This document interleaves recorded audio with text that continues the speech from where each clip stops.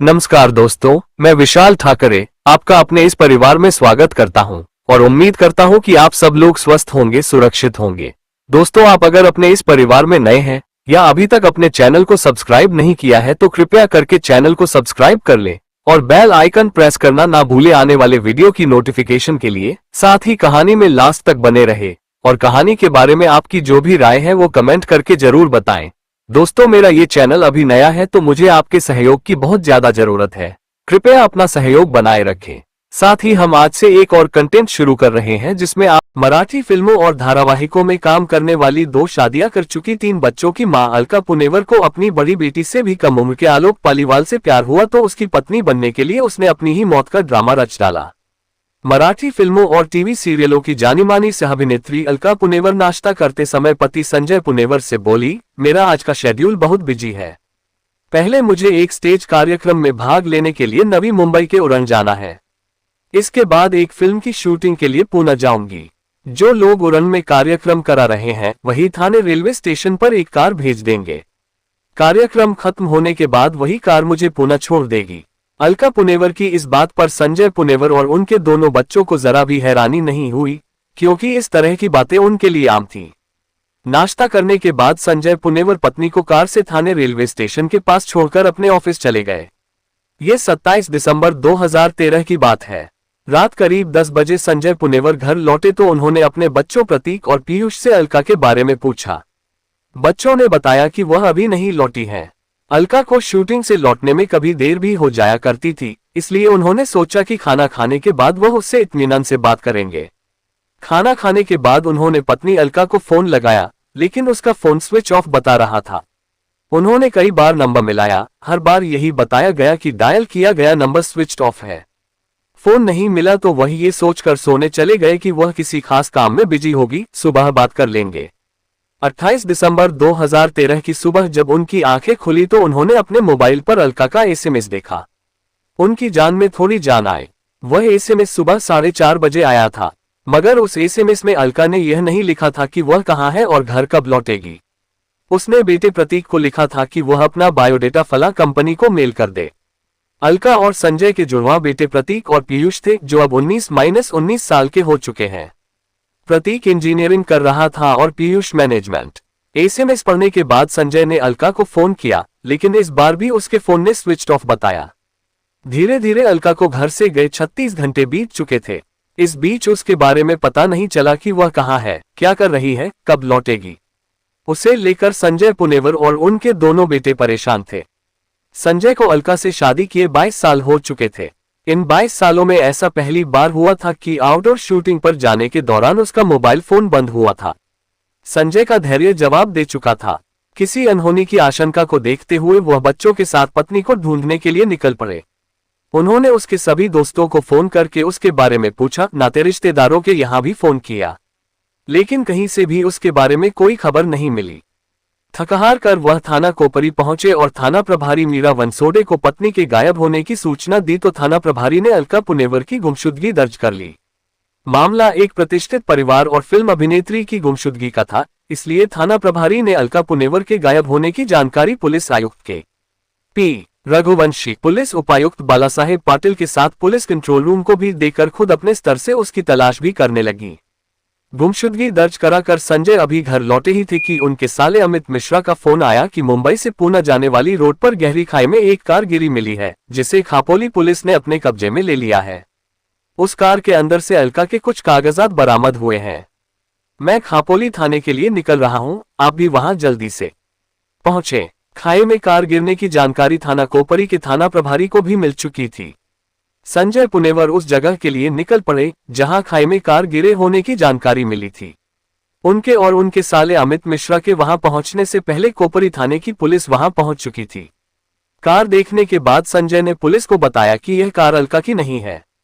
थाना खापोली पुलिस ने खाई में गिरी कार से जो कागजात बरामद किए थे उनमें अलका पुनेवर का पासपोर्ट भी था। सारे कागजातों को थाना कोपरी पुलिस ने थाना खापोली पुलिस से अपने कब्जे में ले लिए। कार की छानबीन की गई तो उसमें एक भी ऐसा सबूत नहीं मिला जिससे लगता कि इस दुर्घटना में किसी की जान की क्षति हुई हो। इससे संजय पुनेवर की जान में जान आए। उन्होंने राहत की सांस ली। पुलिस यह नहीं समझ पा रही थी कि जब कार खाई में गिरी तो इसे चलाने वाला कहां चला गया, और यह कार अलका की नहीं है तो और किसकी है। पुलिस को इस मामले में किसी गहरी साजिश की गंध आने लगी। मामला हाई प्रोफाइल परिवार से जुड़ा था, इसलिए पुलिस कमिश्नर ने इस मामले की जांच में क्राइम ब्रांच को भी लगा दिया। क्राइम ब्रांच के चीफ हिमांशु राय के नेतृत्व में एक पुलिस टीम बनाई गई, जिसमें अपर पुलिस आयुक्त निकेत कौशिक, पुलिस उपायुक्त अबादास पोटे, सहायक पुलिस आयुक्त प्रफुल्ल जोशी, क्राइम यूनिट 1 के वरिष्ठ पुलिस निरीक्षक नंद कुमार गोपाले को शामिल किया गया। इस टीम ने अभिनेत्री अलका के मामले की तफ्तीश बड़ी सरगर्मी से शुरू कर दी। टीम ने अलका के पति संजय पुनेवर और उनके दोनों बेटों प्रतीक व पीयूष को क्राइम ब्रांच के ऑफिस में बुलाकर उनसे अलका के बारे में गहन पूछताछ की। पुलिस ने संजय पुनेवर का वह मोबाइल फोन भी अपने कब्जे में लिया जिस पर अलका का एसएमएस आया था। जिस फोन नंबर से वह एसएमएस भेजा गया था, उस नंबर की कॉल डिटेल्स निकलवाई गई तो पता चला कि जिस समय संजय के फोन पर वह एसएमएस आया था, उसके चंद सेकंड बाद वही एसएमएस एक दूसरे फोन नंबर पर भी भेजा गया था। पुलिस ने उस नंबर की भी कॉल डिटेल्स निकलवाई तो जानकारी मिली कि यह नंबर किसी आलोक पालीवाल का था और वह नंबर तकरीबन 6 महीने पहले बंद हो चुका था। अब पुलिस की जांच की दिशा बदल गई। पुलिस पता लगाने लगी कि आलोक पालीवाल कौन है। पुलिस पता लगाने की कोशिश करने लगी कि आलोक पालीवाल के फोन में अब किस कंपनी का सिम कार्ड एक्टिव है। फोन के IMEI नंबर से पुलिस को आलोक का नया नंबर मिल गया। इसके बाद पुलिस ने उसके नए नंबर की कॉल डिटेल्स निकलवाई। इस कॉल डिटेल्स के अध्ययन पर चौंकाने वाली जानकारी मिली। पता चला कि उस नंबर से अलका पुनेवर की नियमित लंबी बातें होती थीं। वरिष्ठ पुलिस निरीक्षक नंद कुमार गोपाले ने अलका के पति से आलोक पालीवाल के बारे में पूछा तो उसने बताया कि इस नाम का उसका कोई रिश्तेदार नहीं है और न ही उन्होंने कभी अलका के मुंह से आलोक पालीवाल के बारे में कुछ सुना है। आलोक पालीवाल की कॉल डिटेल्स में मिले नंबरों में से पुलिस टीम को एक नंबर पर शक हुआ। जांच में पता चला कि वह नंबर उसके दोस्त संजीव कुमार का था। पुलिस ने आलोक को डिस्टर्ब करने के बजाय संजीव कुमार को बुला लिया। उससे आलोक और अलका के बारे में पूछताछ की गई तो उसने अलका और आलोक पालीवाल की लव स्टोरी का सारा रहस्य उजागर करते हुए पूरी साजिश का खुलासा कर दिया।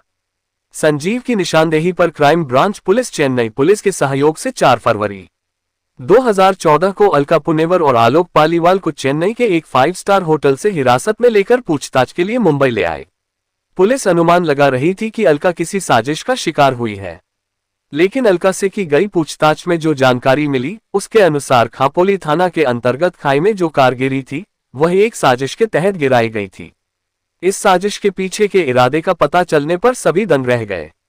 50 वर्षीय अलका पुनेवर के बचपन का नाम अलका मिश्रा था। सालों पहले उसके दादा परदादा रोजी रोटी की तलाश में उत्तर प्रदेश से नागपुर महाराष्ट्र आकर बस गए थे। धीरे धीरे ये परिवार महाराष्ट्र की भाषा और रीति रिवाजों में रंग गया। अलका की पढ़ाई लिखाई मराठी मीडियम से हुई। वह परिवार की इकलौती बेटी थी। उसका एक छोटा भाई था अमित मिश्रा। ऐशोआराम से पली बड़ी अलका अति महत्वाकांक्षी लड़की थी। उसे बचपन से ही मराठी फिल्में और टीवी सीरियल्स देखने का शौक था, इसलिए उसका झुकाव मराठी फिल्मों और टीवी सीरियलों की तरफ अधिक था। खूबसूरत अलका मराठी फिल्म और टीवी सीरियलों में काम करके ग्लैमर की दुनिया में चमकना चाहती थी। जब इस बात का अलका के पिता को पता चला तो वह परेशान हो उठे। वह नहीं चाहते थे कि उनकी बेटी फिल्मों या टीवी सीरियलों में काम करे। उन्होंने अलका को समझाया लेकिन वह नहीं मानी, इसलिए अलका की पढ़ाई खत्म करते ही उन्होंने उसकी शादी तय कर दी। लड़का एक जानी मानी कंपनी में अच्छी पोस्ट पर था। उसके सिर से फिल्मों का भूत उतर जाए, इसलिए घर वालों ने उसे 7 फेरों के बंधन में बांध दिया। शादी के बाद अलका को एक बेटी पैदा हुई, लेकिन फिल्मों की दीवानी अलका को शादी का बंधन रास नहीं आया। एक बच्ची की मां होने के बाद भी उसकी फिगर में गजब का आकर्षण था। उसके दिमाग से फिल्मों और टीवी सीरियलों का भूत नहीं उतरा था। वह अपनी दुधमुन्ही बच्ची की परवाह किए बिना सिल्वर स्क्रीन पर काम करने के लिए स्ट्रगल करने लगी। पति को उसकी यह बात अच्छी नहीं लगी, लिहाजा दोनों के बीच मतभेद होने से परिवार में विवाद होने लगा। फिर नौबत तलाक तक पहुंच गई। पति से तलाक होने के बाद अलका मुंबई में अपने एक रिश्तेदार के यहां आ गई। अब वह अकेली थी, इसलिए काम के लिए फिल्म निर्माताओं के यहां चक्कर लगाने लगी। उसकी मेहनत रंग लाए और उसे मराठी फिल्मों और टीवी सीरियलों में सहकलाकार की भूमिकाएं मिलने लगीं। कुछ दिनों बाद अलका को पति की कमी खलने लगी। तब अलका ने मुंबई के सटे जनपद थाने के कोपरी में रहने वाले संजय पुनेवर से विवाह कर लिया। संजय पुनेवर एयरफोर्स में अधिकारी और खुले विचारों वाले आदमी थे। उन्हें अलका के मामलों से कुछ लेना देना नहीं था और न ही अलका के फिल्मों में काम करने से कोई परहेज था। संजय पुनेवर का परिवार आधुनिक विचारों वाला था, इसलिए अलका को उसके परिवार ने स्वीकार कर लिया। फिल्मों और टीवी सीरियलों में काम करते हुए उनका दाम्पत्य जीवन अच्छी तरह से चल रहा था। अलका ने जुड़वा बेटों को जन्म दिया, जिनका नाम प्रतीक और पीयूष रखा गया। संजय पुनेवर अपने दाम्पत्य जीवन से बहुत खुश थे। ग्लैमर की दुनिया में अपनी पहचान बनाने वाली अलका पुनेवर खुले दिल और विचारों वाली महिला थी। जिस संजय पुनेवर से 20 साल पहले अलका ने अपनी नन्ही सी बच्ची और पति को छोड़कर शादी की थी, अब उसी संजय को छोड़कर उसका झुकाव अपने से आधी उम्र वाले युवक आलोक पालीवाल की तरफ हो गया था। अलका पुनेवर का दिल जिस आलोक पालीवाल के लिए धड़क रहा था, उसकी उम्र उसके पहले पति से जन्मी बेटी से भी कम थी। नागपुर में रहने वाला आलोक पालीवाल का परिवार भी अलका के परिवार वालों की तरह उत्तर प्रदेश का रहने वाला था। आलोक पालीवाल के पिता रामचंद्र पालीवाल सुप्रसिद्ध प्लास्टिक सर्जन थे, जो बैंकॉक के किसी अस्पताल में काम करते थे। चूंकि अलका अपनी खूबसूरती को बनाए रखना चाहती थी, इसलिए आलोक पालीवाल से मिलने के बाद बैंकॉक जाकर उसके पिता से अपने चेहरे की प्लास्टिक सर्जरी भी करवाई थी। आलोक पालीवाल एक हैंडसम युवक था। इंजीनियरिंग करने के बाद उसने बैंकॉक से MBA किया था। उसके बाद SBI लाइफ इंश्योरेंस में एक बड़ी पोस्ट पर काम करने लगा था। अलका पुनेवर और आलोक पालीवाल की मुलाकात लगभग 6 महीने पहले SBI लाइफ इंश्योरेंस की एक बिजनेस मीटिंग में हुई थी।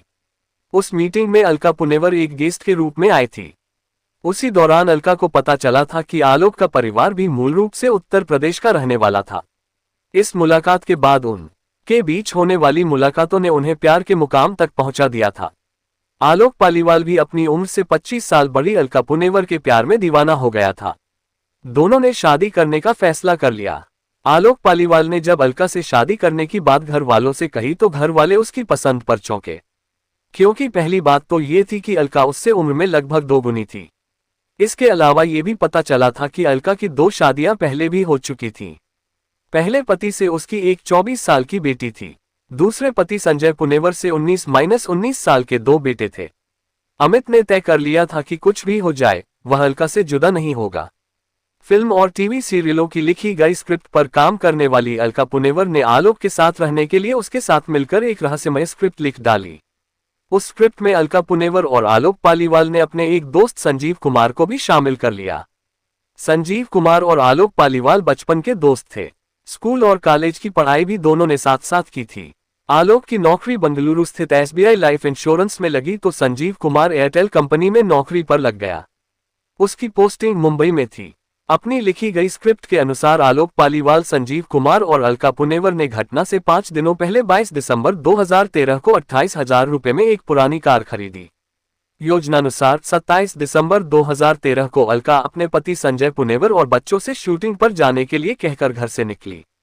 संजय ने उसे कार से थाने रेलवे स्टेशन के पास छोड़ दिया। कुछ देर बाद आलोक पालीवाल और संजीव कुमार कार लेकर वहां आ गए। अलका उनकी कार में बैठ गई। उन्होंने उसे CST रेलवे स्टेशन छोड़ा और उसे लोकल ट्रेन पकड़कर उड़न आने को कहा, मगर अलका ट्रेन के बजाय बस से उड़न जा पहुंची। थोड़ी देर बाद आलोक और संजीव भी कार से उड़न पहुंच गए। तीनों ने एक होटल में बैठकर आगे की योजना बनाई। योजना के अनुसार अलका पूना के लिए निकल पड़ी, जबकि आलोक पालीवाल और संजीव कुमार कार लेकर पूना खडाला की तरफ। रात 12 बजे के करीब वह खापोली पहुंचे, जहां 8-900 फुट गहरी खाई थी। पोली के हील पॉइंट पर ले जाकर दोनों कार से उतर गए। उन्होंने अलका के पासपोर्ट की फोटोकॉपी और अन्य कागज कार में रखकर धक्का दिया तो कार खाई में गिर गई। उन्होंने ऐसा इसलिए किया कि लोग समझे कि अलका पुनेवर की इस हादसे में मौत हो गई है। उन्होंने कार तो खाई में गिरा दी, लेकिन इस बात की जानकारी लोगों तक कैसे पहुंचे कि मराठी फिल्मों और टीवी सीरियलों की जानी-मानी अभिनेत्री अलका पुनेवर की कार एक्सीडेंट में मौत हो गई है। इसके लिए आलोक और संजीव मुंबई पूना एक्सप्रेस हाईवे पर आए और वहां से गुजरने वाले ट्रक ड्राइवरों को रोककर उन्हें खाई में गिरी कार की जानकारी दी। उनकी बात सुनकर ट्रक चालक उस कार और उस महिला की मदद के लिए आगे आए। थोड़ी देर में वहां काफी लोग जमा हो गए। आलोक और संजीव मौका देखकर वहां से खिसक गए और बस पकड़कर पूना चले गए। वहां उन्हें अलका मिल गई। आलोक और अलका वहां से बंगलुरु और फिर चेन्नई चले गए, जबकि संजीव कुमार मुंबई लौट गया। वहीं से आलोक पालीवाल ने अपने पास छोड़े गए अलका के मोबाइल से संजय पुनेवर और एक दूसरे नंबर पर SMS कर दिया था। अलका का सोचना था कि वह मामला शांत होने पर अपने चेहरे की प्लास्टिक सर्जरी करवाकर आलोक पालीवाल से शादी कर लेगी। प्लास्टिक सर्जरी कराने के बाद उसे कोई पहचान नहीं पाएगा। मगर उसकी इस साजिश का खेल एसएमएस ने बिगाड़ दिया और वह पकड़ी गई। उसी के साथ साजिश रचने वाला आलोक भी पकड़ा गया। अलका पुनेवर ने पुलिस को बताया कि उसका पति संजय पुनेवर उसे मानसिक रूप से परेशान करता था, जिसकी वजह से उसने ये कदम उठाया। क्राइम ब्रांच यूनिट 1 की टीम ने तीनों को थाना कोपरी की थाना प्रभारी मीरा वनसोडे को सौंप दिया। जांच पूरी करके मीरा वनसोडे ने मामले की फाइल पुलिस उपायुक्त बालासाहेब पाटिल को सौंप दी। आलोक पालीवाल और अलका पुनेवर का मकसद किसी को नुकसान पहुंचाना नहीं था। उनके खिलाफ किसी ने कोई शिकायत भी नहीं दर्ज नहीं कराई थी, इसलिए उनके खिलाफ कोई मामला नहीं बनता था। पुलिस उपायुक्त बालासाहेब ने तीनों को घर जाने दिया। थाने से निकलकर अलका पुनेवर घर जाने के बजाय आलोक पालीवाल के साथ चली गई थी। दोस्तों, कहानी को लास्ट तक सुनने के लिए आपका तहे दिल से धन्यवाद। उम्मीद है कि कहानी में कुछ भी ऐसा नहीं होगा जो आपको अटपटा लगा हो। कहानी के बारे में आपकी क्या राय है कमेंट करके जरूर बताएं, क्योंकि आपके कमेंट्स मेरे लिए बहुत मायने रखते हैं। तो चलिए दोस्तों, मिलते हैं फिर कल एक नई क्राइम की सच्ची कहानी के साथ। तब तक के लिए अपना ख्याल रखें। जय हिंद दोस्तों, जय भारत।